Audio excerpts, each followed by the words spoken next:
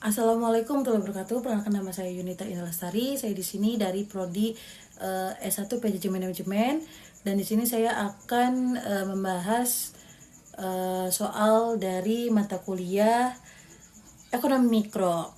Nah, untuk soal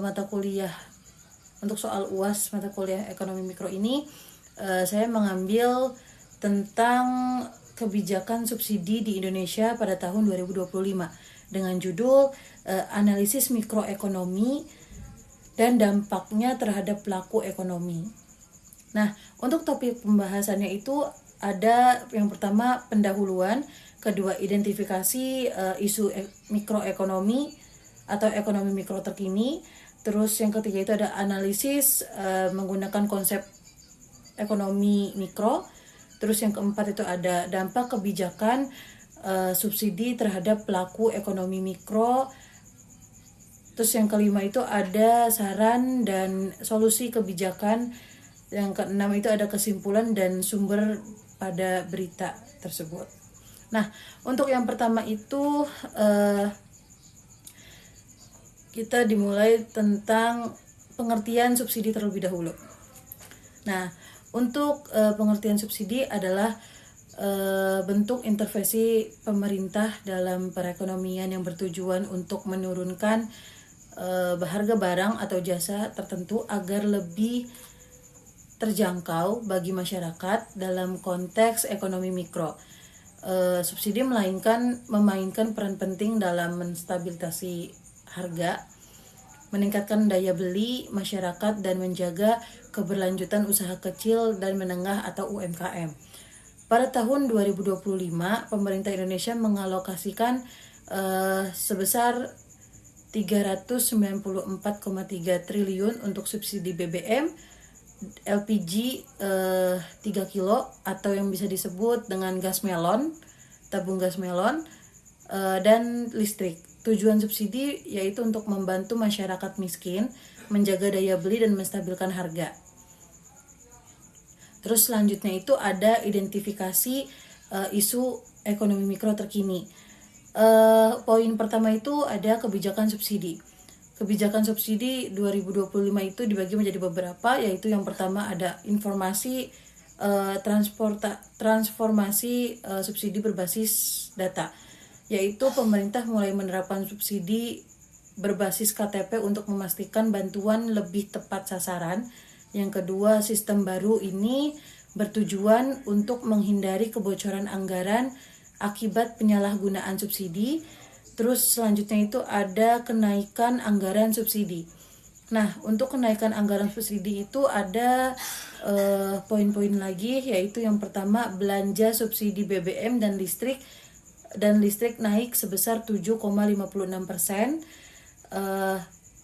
menjadi 203,41 triliun rupiah. Yang kedua itu, poin yang kedua ada meningkatkan nilai tukar rupiah dari harga minyak dunia menyebabkan tambahan alokasi subsidi.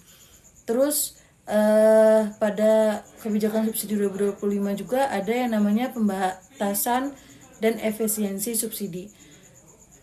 Pada poin ini juga terbagi menjadi beberapa poin lagi, yaitu yang pertama, pemerintah membatasi penerima subsidi BBM dan pupuk karena sebelumnya banyak digunakan oleh kelompok ekonomi atas. Yang kedua, subsidi dialihkan ke bantuan langsung tunai atau BLT bagi masyarakat miskin. Terus selanjutnya itu ada analisis menggunakan konsep ekonomi mikro, yaitu ada permintaan dan penawaran, ada elastisitas harga, dan dampak subsidi terhadap pasar. Nah, kita bahas tentang permintaan dan penawaran terlebih dahulu. Pada permintaan dan penawaran ini maksudnya adalah subsidi BBM dan LPG menekan harga bahan bakar, meningkatkan konsumsi. Terus juga yang kedua ada pembatasan subsidi dapat menyebabkan kenaikan harga BBM dan pupuk yang mengurangi permintaan. Selanjutnya di elastisitas harga itu juga maksudnya adalah Yang pertama, BBM dan LPG memiliki elastisitas permintaan rendah atau inelastis, artinya meskipun harga naik, konsumsi tetap tinggi. Terus juga yang kedua, pupuk subsidi lebih elastis. Maksudnya itu kenaikan harga dapat mengurangi pembelian dari petani. Terus ada dampak subsidi terhadap pasar. Nah, untuk dampak subsidi terhadap pasar itu adalah maksudnya subsidi menyebabkan harga lebih rendah dari harga keseimbangan pasar yang dapat menyebabkan kelebihan permintaan. Yang kedua, tanpa subsidi. Nah, tanpa subsidi ini maksudnya adalah harga BBM dan listrik mungkin naik, menyebabkan inflasi pada barang-barang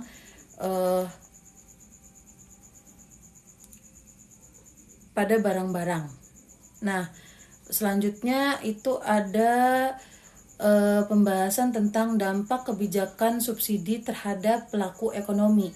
Di sini itu akan membahas dari konsumen, produsen atau UMKM, dan pemerintah.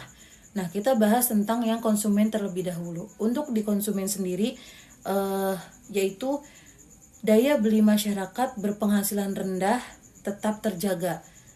Artinya, kelas menengah mungkin berdampak jika subsidi dikurangin. Terus kita bahas di yang produsen dan atau UMKM. Nah, untuk produsen dan UMKM ini maksudnya adalah subsidi energi membantu menekan biaya produksi. Maksudnya jika subsidi BBM dikurangi, ongkos logistik meningkat yang dapat menaikkan harga barang. Selanjutnya kita lihat dari sisi pemerintah. Maksudnya dari sisi pemerintah itu bisa melakukan penghematan anggaran dengan subsidi yang lebih tepat sasaran. Artinya, tantangan dalam memastikan sistem berbasis data berjalan dengan baik. Nah, kita bahas juga untuk saran dan solusi kebijakan dari kebijakan tersebut. Yang pertama bisa dari optimalisasi data penerima subsidi, terus juga ada penguatan infrastruktur energi terbarukan, terus yang ketiga itu ada dukungan bagi UMKM, yang keempat adalah evaluasi efek subsidi terhadap inflasi. Nah, kita bahas dari optimalisasi data penerima subsidi. Maksudnya ini adalah gunakan big data yang terverifikasi ketat untuk memastikan hanya masyarakat yang miskin atau masyarakat miskin yang hanya bisa menerima dari manfaat bantuan tersebut, atau dari yang berhak menerima bantuan subsidi itu hanya masyarakat yang emang benar-benar terverifikasi untuk data sebagai penerima bantuan atau subsidi itu.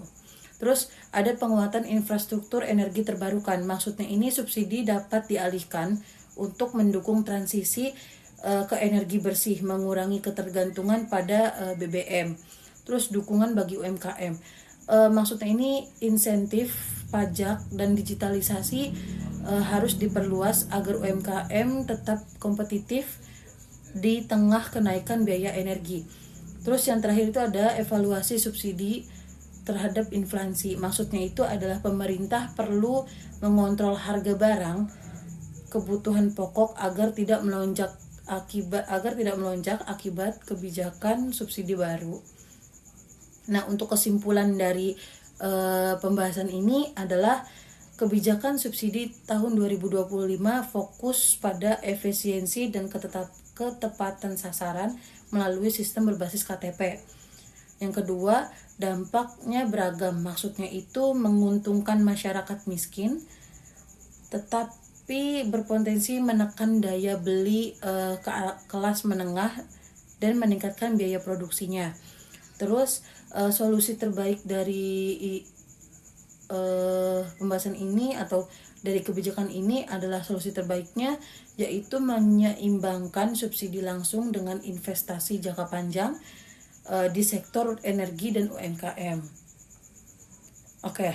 Untuk sumber berita atau sumber datanya, Saya mengambil dari beberapa situs website, yaitu ada Kata Data tentang transformasi subsidi berbasis data. Terus